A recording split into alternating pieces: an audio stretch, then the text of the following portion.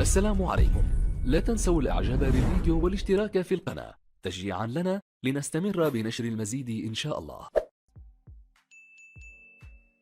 أعلن مجلس قضاء الجزائر عن فتح تحقيق للتحري في ملابسات وقائع متزامنة تمثلت في حدوث حريق في مؤسسة النقل ودعوة الموظفين إلى الإضراب.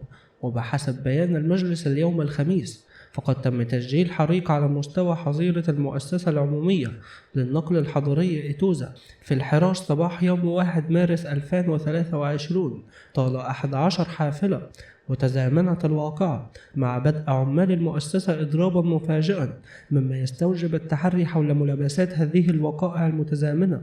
ووصل وكيل الجمهورية لدى محكمة الحراش إلى مكان الحريق، وأمر بفتح تحقيق لمعرفة أسبابه وملابساته، ويجري التنسيق مع نيابة الجمهورية لدى القطب الوطني لمكافحة الجرائم المتصلة بتكنولوجيات الإعلام والاتصال للتحري حول دعوى مجهولة إلى الإضراب في مؤسسة إيتوزا بمدينة الجزائر.